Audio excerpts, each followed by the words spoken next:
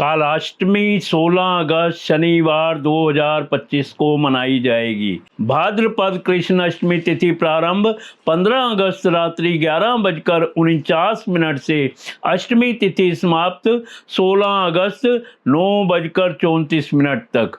पौराणिक कथाओं के अनुसार एक समय पृथ्वी पर लगातार 12 वर्षों तक भयंकर अकाल पड़ा।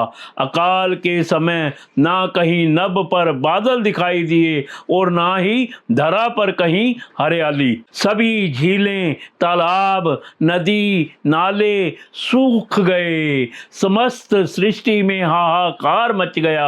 प्राणी जल की बूंद बूंद के लिए तरस गए तथा भूख से निष्प्राण होकर तड़पने लगे। इंद्र देवता को प्रसन्न करने के लिए लोग तरह तरह की प्रार्थना अर्चना करते, मगर मेघ थे कि गायब ही हो गए।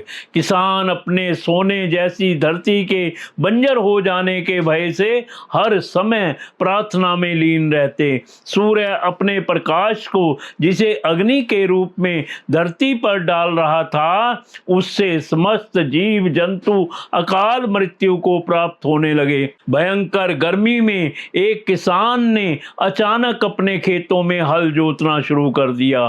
संयोगवश शिव पार्वती भ्रमण करते हुए वहां पहुंचे।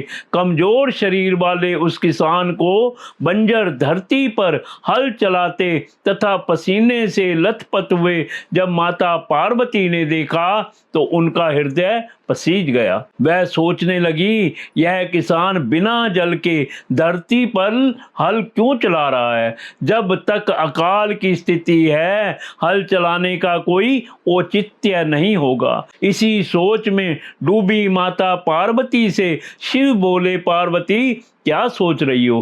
पार्वती बोली, देव, पिछले कई वर्षों से अकाल पड़ा हुआ है। बिना बारिश के इस बंजर धरती पर कुछ भी तो नहीं उगेगा।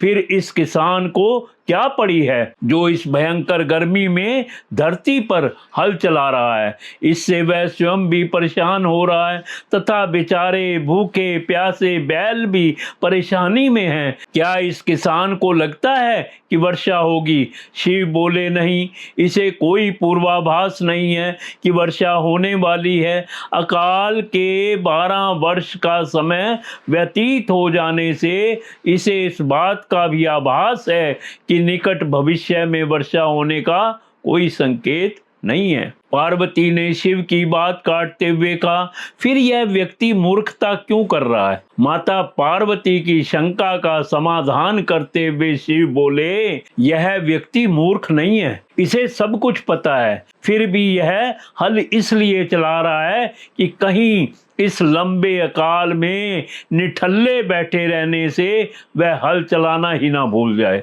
शिव का उत्तर पाकर माता पार्वती उस किसान के कष्टों के निवारण का उपाय ढूंढने लगी। माता जानती थी कि भगवान शिव जब भी अपनी वर्षादायी शंख बजाते हैं तो वर्षा होने लगती है। उन्होंने शिव से कहा, प्रभु, किसान यह सोच कर कि कहीं वह हल चलाना ही ना भूल जाए, कितना कष्ट उठाकर हल चला रहा है, लेकिन आपने भी तो इतने वर्षों से अपना वर्षादायी शंख नहीं बजाया है।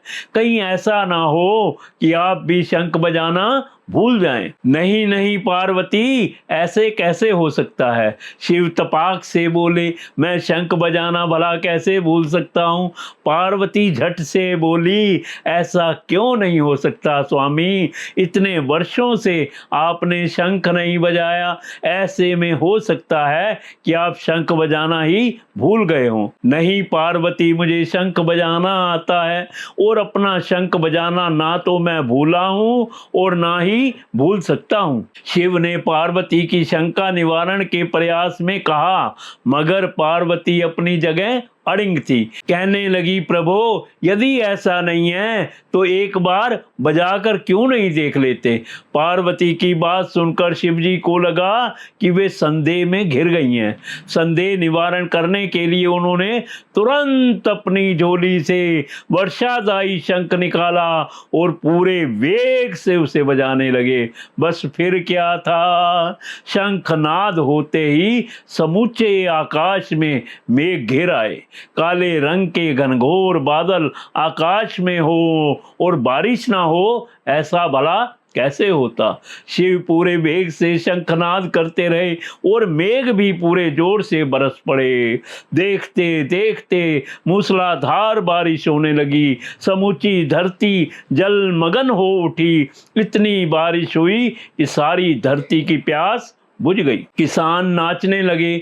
मानव ही क्या, पशु पक्षी भी शिव जी की इस कृपा से धन्य उठे। माता पार्वती इस समूचे संसार की प्रसन्नता से गदगद हो उठी। माता पार्वती जो अपनी व्यवहार कुशलता के कारण पृथ्वी वासियों को संकट से बचाने के कारण ही जगदम्बा कहलाई।